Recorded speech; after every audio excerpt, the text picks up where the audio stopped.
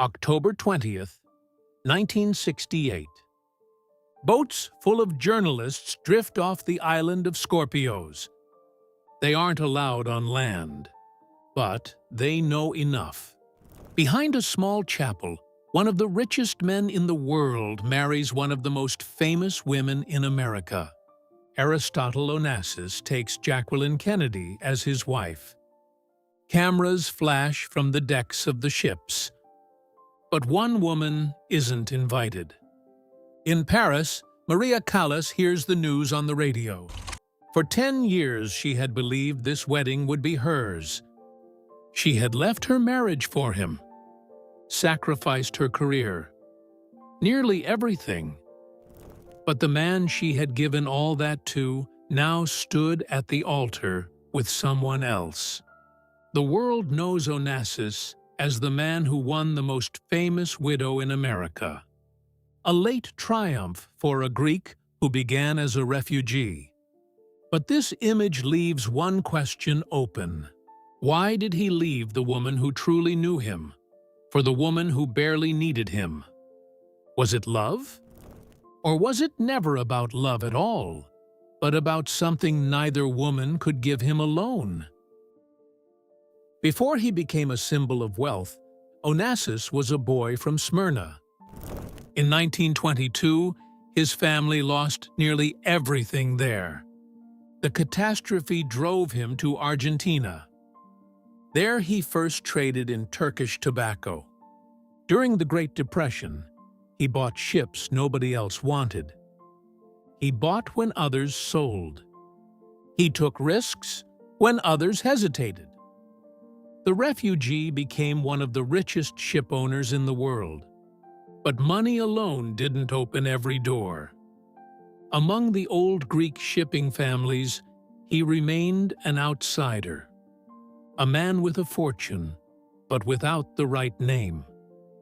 Even his first marriage to Tina Livanos changed little. He sat at the tables of the powerful, but he didn't truly belong there. And that was exactly what he wanted to change. Not just to be rich, to belong.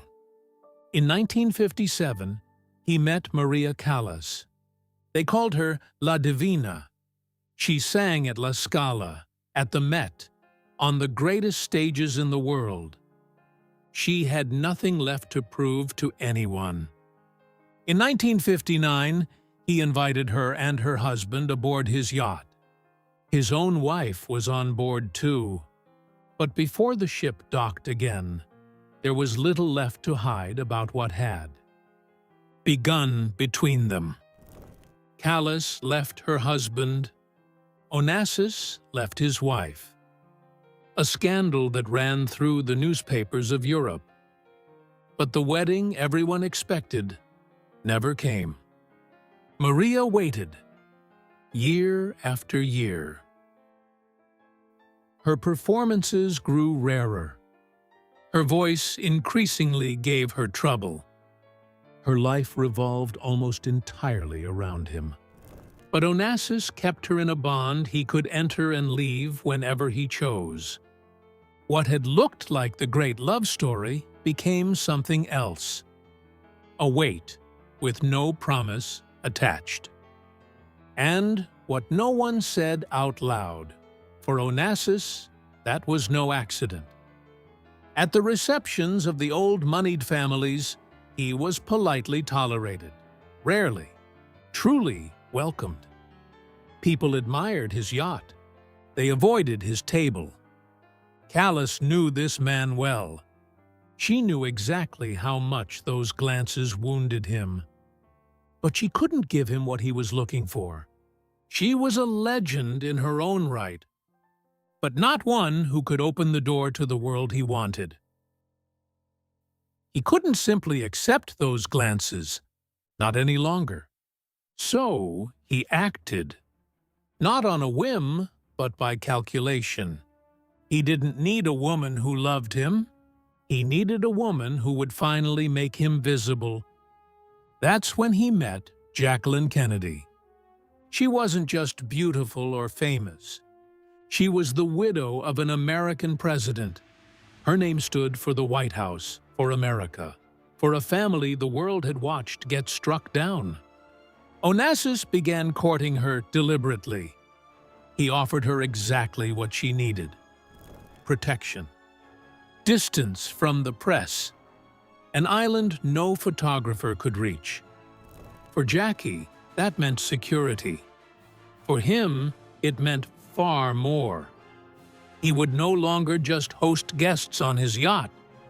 He would belong to the family of a political legend himself. Maria sensed what was happening before it became public. She didn't confront him. That was never her way. Instead, she withdrew. She took on new engagements, even as her voice was already failing her. She let him feel that she was no longer simply waiting. But this time, it wasn't enough. Onassis had already made his decision. He made his choice. Not the woman who knew him, but the woman who finally made him visible. The marriage to Jackie brought him social glamour, but little closeness. The two often lived apart, in different cities, under different obligations. And Maria never disappeared from his life. He kept meeting her, quietly, in Paris. The woman he hadn't married remained the woman he couldn't let go of. In 1973, a personal loss struck him that changed him for good. Onassis withdrew, his health declined, and during this time, he sought out Maria again and again. In the end, everyone paid a price. Maria lost the years she'd spent waiting for a promise that never came. Jackie gained security, but never real closeness. And Onassis himself finally got what he had wanted without it making him happy. When Onassis died in 1975, a large part of his fortune went into a foundation. It didn't carry Jackie's name. It didn't carry Maria's name either. Perhaps that's exactly what shows what his decision was never really about. Not about the woman he loved, but about the image he wanted to show the world. Jackie was that image. Maria was the truth behind it. The foundation carried the name of his son, the one name his entire fortune couldn't buy back.